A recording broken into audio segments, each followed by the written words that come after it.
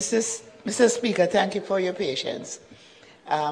Could you proceed with the agenda items as listed, please? Thank you very much. Announcement. Laid on the table of the House is the annual report and audited financial statements of the Fair Trading Commission for the year ending 2015-2016. Thank you, Mr. Speaker.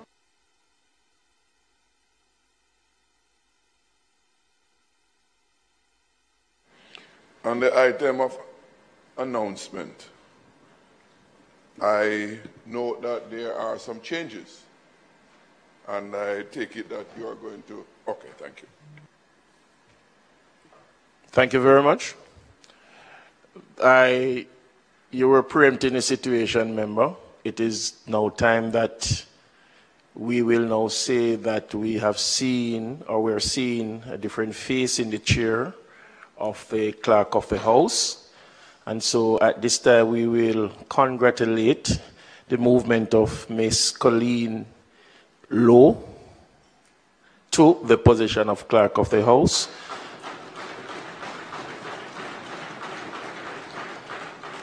We do hope that you will continue to work very effectively with that same smile as you go along day to day for the betterment of the Parliament. Thank you.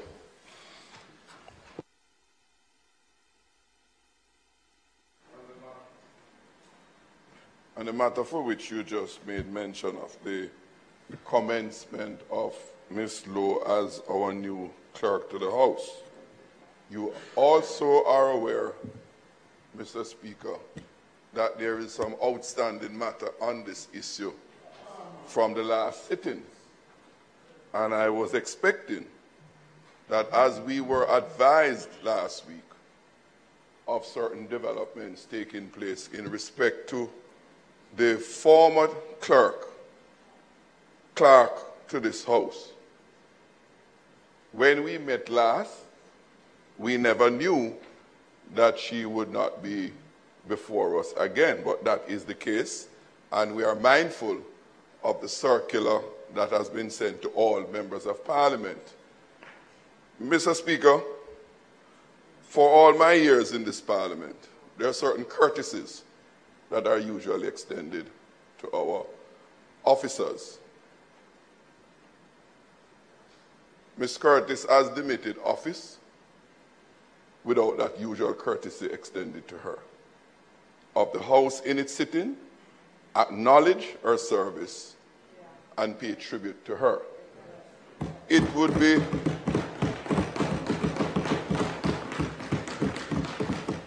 remiss of us to continue the sitting today at the end of that tenure as if it's business as usual. And Mr. Speaker, the opposition would not sit and allow that to happen because we'll become complicit with such practice. Mr. Speaker, on a point of order, the member and I did have a discussion, and I indicated that we will be doing the courtesies when the leader of the House and the Speaker are present.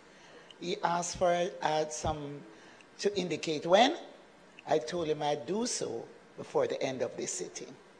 And that's the understanding we have.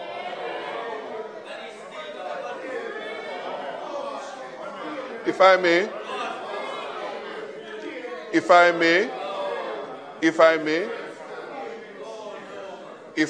Mr. Speaker, the comments by the acting House leader is correct, but it is inadequate. It is inadequate and it is unacceptable. Mr. Speaker, I said it to her. I said it to her in our discussion, and I asked her to convey some definitive decision, and she has failed to do that. So it is. Member, I could ask you to yield a minute. Member, PM. the acting leader of government business, of opposition business, is pointing out a convention which has always existed in this Parliament and which the government has a duty to ensure that that convention continues. It is never a contemplation that a speaker or the clerk of the House, which is such an important position, constitutionally recognized position, that could demit office, and the courtesies and conventions surrounding that office is not observed with dignity. So I want to assure the acting leader of opposition business that that will be done. And appropriately, when the House is at its full strength with the Speaker and the leader of government business and the leader of opposition business and the leader of the opposition are all present to pay their respects and courtesies.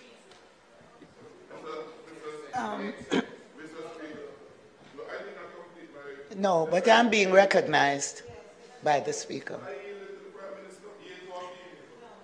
Mr. Speaker,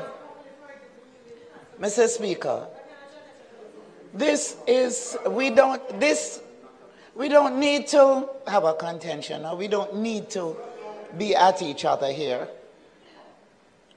Mr. Speaker, I did say to the acting leader of the opposition business that I would advise him before the end of the sitting, or by the end of the sitting, when the appropriate courtesies would be extended. I did so, and you got up and accused me of lying. I did not, I did tell you that. No, just a moment.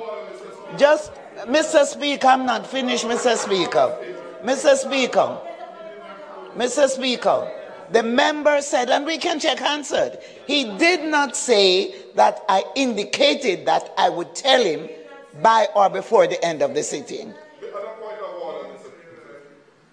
Point of order. Number one, I did not say that the member was lying. What I did say, which I repeat, what I will repeat what I did say. I will repeat what I did say. I will repeat what I said. Mr. Speaker, will you allow me? The House leader is disrupting me. I'm not going to speak with the disruption, Mr. Speaker.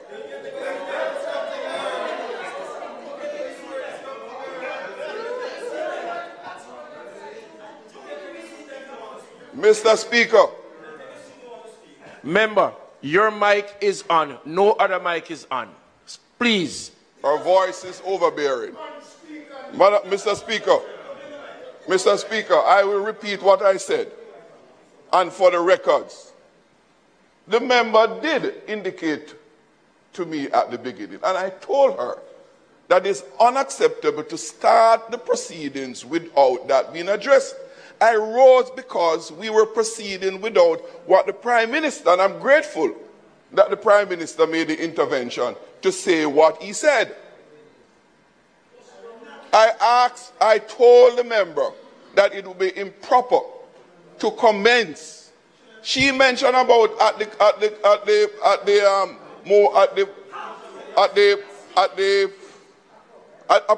adjournment motion. That is at the end of the sitting. And my point is that we cannot comment, we ought not to have commenced the sitting and the business of the House without addressing that matter. And that is the crux of my contention.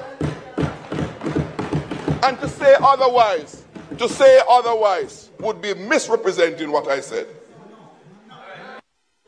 Well, Mr. Speaker, and I respect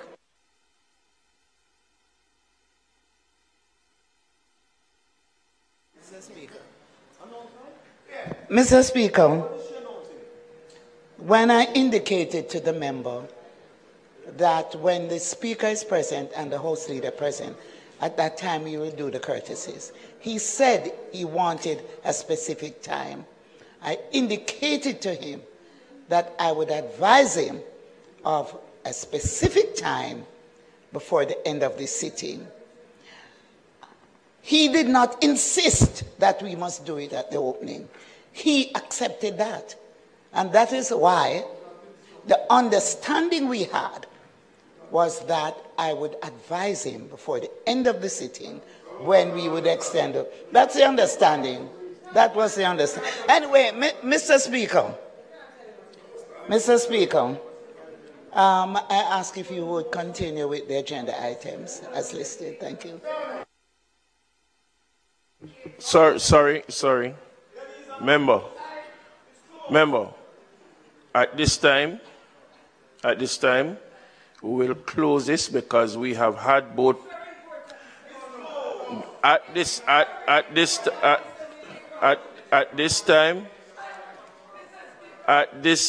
time, member, both. At what point of order are you raising, madam?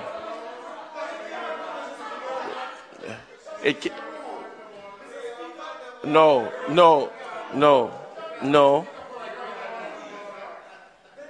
Both leader of government business and leader of opposition business made a claim, and the Prime Minister spoke as to how it is going to get done. And so we will close that for now. We are going to close that for now and move to the next agenda item. She is rising on a point of order for what? There is nothing on the floor. No. And I am ruling that we leave that on the floor.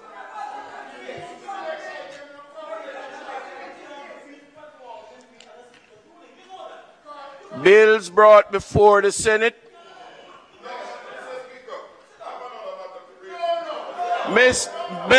Member, you do not have the floor. You don't have the floor. Sit.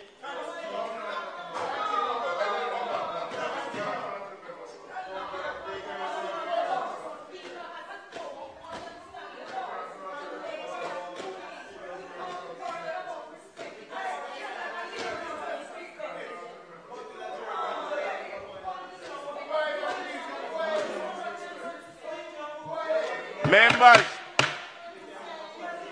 if I will use the standing order if I have to. Please. No. Member, you do not have the floor. Member, we are at bills brought from the Senate.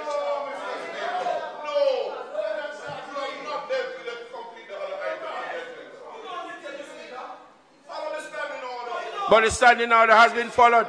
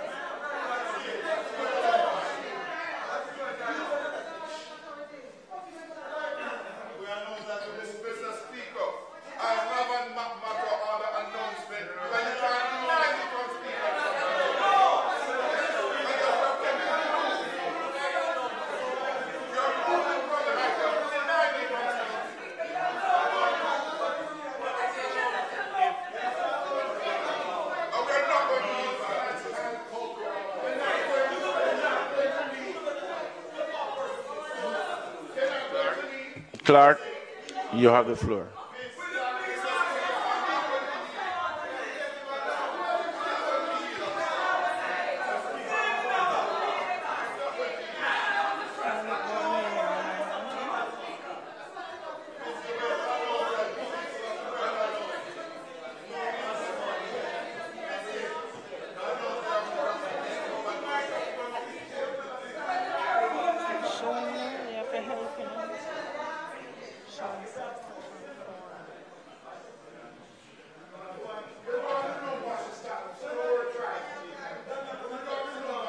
Members, Madam Clerk, please. Section 40 of the Standing Orders. Section 43, subsection 4.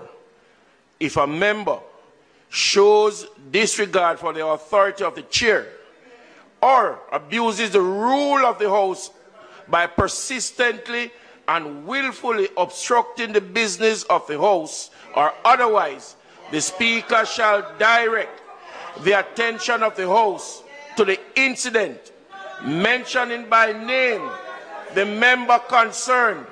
The Speaker shall then call upon a minister to move that the member be suspended from the services of the House, and the Speaker shall forthwith put the question, no seconder being required, and no amendment, adjournment, or debate being followed.